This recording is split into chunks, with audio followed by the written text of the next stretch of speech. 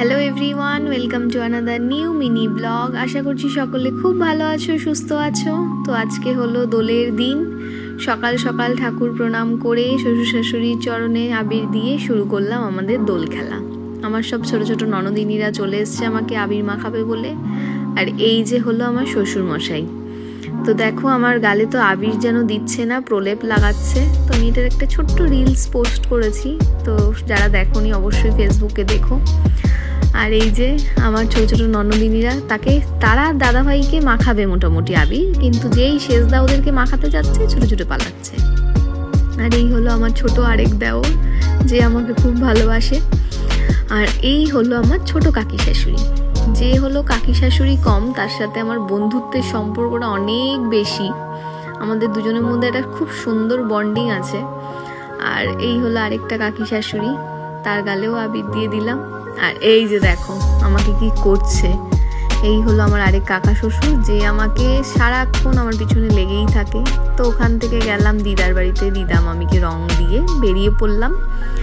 তো বেরিয়ে গেছিলাম যেহেতু আমার শ্বশুর মশাইরা 7 ভাই, তো সবার বাড়িতে বাড়িতে মোটামুটি যাওয়া হয়েছিল।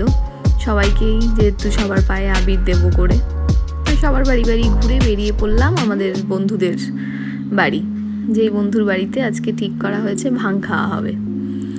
তো ভাং তো কম, এটা লস্যি বেশি হয়েছিল, কিন্তু খেতে প্রচণ্ডই স্বাদ হয়েছিল। তো ওই লস্যির মধ্যে বলে না ওই ভাঙের গুলি মিশিয়ে দেওয়া, তো সেটাই হয়েছিল, কিন্তু খেতে সত্যিই খুব ভালো হয়েছিল। একটু মিষ্টি বেশি হয়ে গেছিল। আর গেছিলাম এই বন্ধুর বাড়ি, আর ওর পাশে যে দেখছো দিতিপ্রিয়া, ওর বউ। তো ওদের খুব রিসেন্ট বিয়ে হয়েছে ডিসেম্বরে, নিউলি মানে ম্যারিড কাপল। তো ওদের বিয়ের পরে এটা প্রথম দোলযাত্রা, তো ওদের একটা আলাদাই আনন্দ ছিল। তারপরে এই যে দেখো ভাং, তো কেউ বুঝতে পারবে না আদৌ ওটা ভাং কিনা। তো সেটা বানিয়ে তারপরে সবাই মিলে একসাথে খেলাম, প্রচুর আড্ডা গল্প হলো। তারপর ওদের ঘর থেকে বেরিয়ে রাস্তার সামনে শুরু হলো, প্রথমে তো বেশ ভালো করে আবির নিয়ে খেলা টেলা হলো, এটাকে বলা হয় ভদ্রস্থ রং খেলা। তারপর শুরু হলো এই যে দেখো সব বাজে বাজে রং নিয়ে একে তাকে মাখাচ্ছে, আমাদেরকেও জোর করে পুরো ভূত বানিয়ে দিয়েছিল। তারপর এই যে এক বন্ধু বাড়ি চলে যাচ্ছিল, ওকে পুরো জল দিয়ে স্নান করিয়ে দিয়েছে। তো সেখান থেকে চলে গেলাম আমাদের বাড়িতে।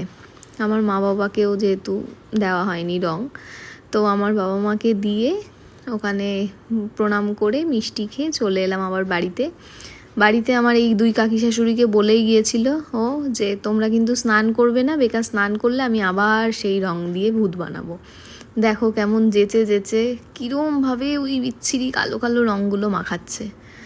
তো এই কাকি শাশুড়িরা আবার ওকে না পেয়ে আমাকে শেষ পর্যন্ত দাঁড় করিয়ে এরকমভাবে দেখো ভূত বানিয়েছে। তো আজকের ভিডিওটা কেমন লাগলো অবশ্যই জানিও। এইভাবেই আমাদের দোলটা খুব সুন্দর কেটেছে। ভিডিওটা ভালো লাগলে একটা লাইক কমেন্ট শেয়ার করে দিও। থ্যাংক